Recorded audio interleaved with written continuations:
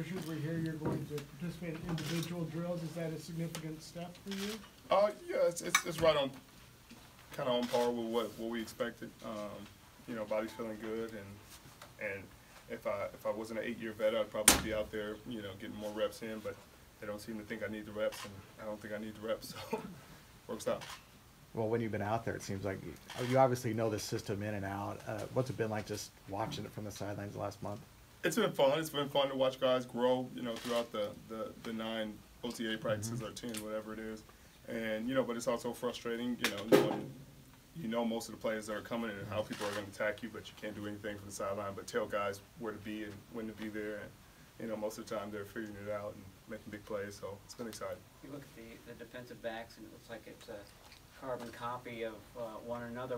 Was it like that in Seattle where everybody was 6'2", 200 pounds, or is this sort of unique to see so many similar guys? Well, they were looking for that. You know, a lot of times it was guys, you know, 6 foot plus, you know, over 180, 190 pounds.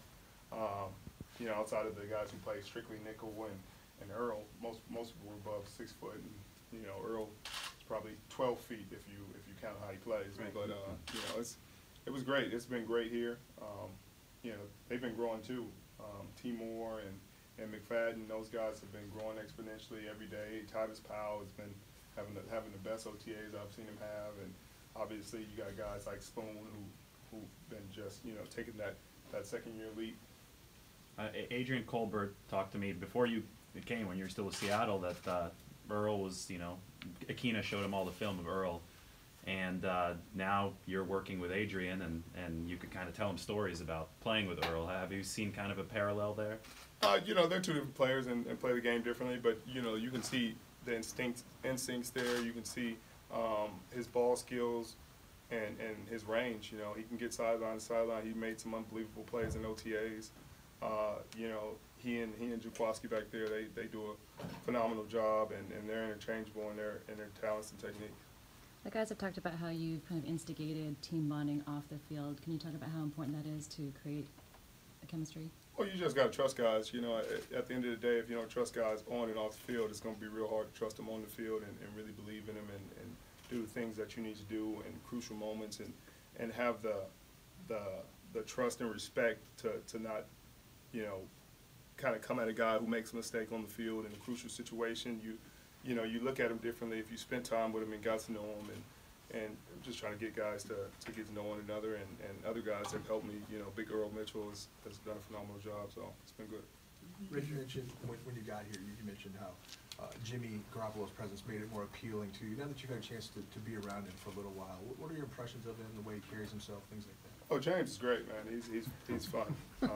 You know, there's other James and James, but that's a story for a different day. But he's been great. He's been phenomenal around the team. He's just another one of the guys. He carries himself well. He executes the offense great. He goes through every single read. His mind works really fast, which is cool to see. And I've had a great pleasure watching him, and look forward to trying to take it from him a few times. Does he enjoy being called James from you?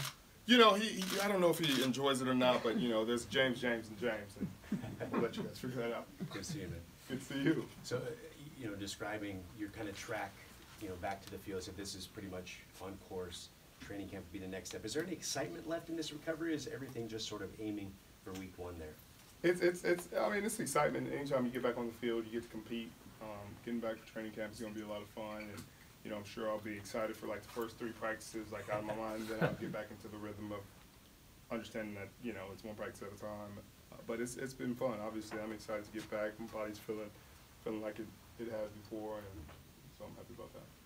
The training camp. What do you remember about your very first day, from your very first training camp, and were there any words of wisdom from a veteran at the time? I remember thinking we were all getting cut because we were coming off the lockout, and training camp was literally our first day in the building, and we had to practice the second day, so we didn't know the plays, we didn't know any install, we didn't know anything.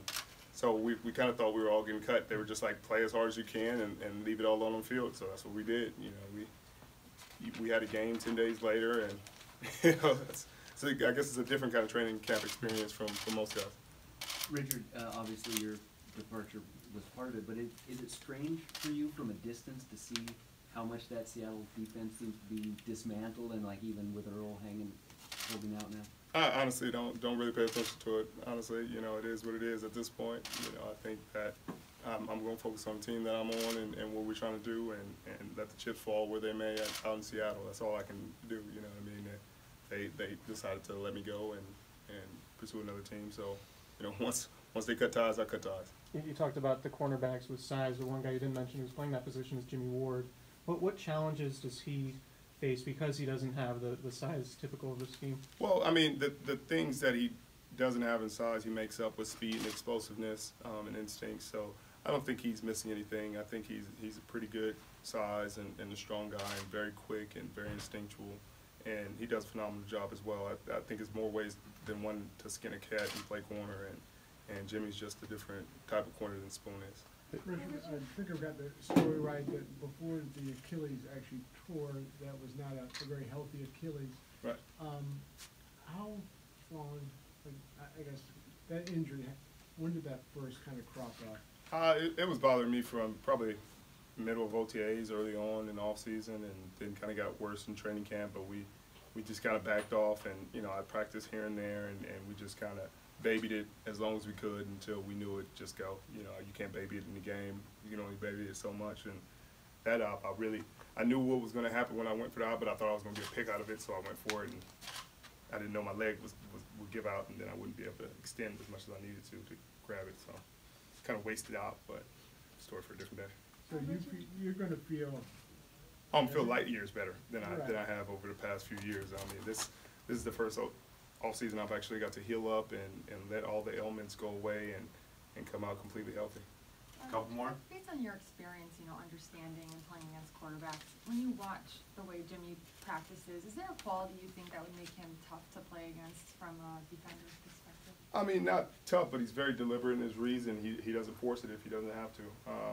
You can see a lot of the things that he learned from Tom, and just going through his progression, going through him quick, going through the triangle, his read from left to right, taking what the defense gives, not forcing, you know, the big play. You know, I think some quarterbacks get impatient and they're like, man, I'm not getting deep ball, I'm not getting a big play, and they force it and it's a mistake. And I think a lot of times he doesn't make that same mistake. From a defender's perspective, is his release quicker, and does that impact how he plays? It definitely is pretty quick. It's not A-Rod quick, but it's definitely quicker than most quarterbacks. And you can't really affect how you play, but you just need to read him, hand off ball. You know, he's letting it go, and you have to be decisive when you make those decisions. If he takes his hand off the ball and doesn't throw it, I think he'll throw guys off. But when he takes his hand off the ball, you got to be ready to break. Richard, Last one, guys. Richard, has the new anthem policy been at all a conversation? Not really. I think it'll be a little bit more of a conversation the closer we get, and the more real it becomes for guys. But I think you try to keep things like that. You know, it's not football, so right now we're focused on football things, and we barely got enough time for that. So. Are you the players rep this year? Well, I'm not the players rep for this team. I think we still have to vote on it, but when we vote on it, we'll see. I'm still the executive committee member, but not this team's player rep. Do you have Right. anything interesting planned between Thursday and training camp? Interesting between Thursday and training camp? No, just grinding, trying to get in shape so I don't look fat when I get out there. All right, thanks, Richard.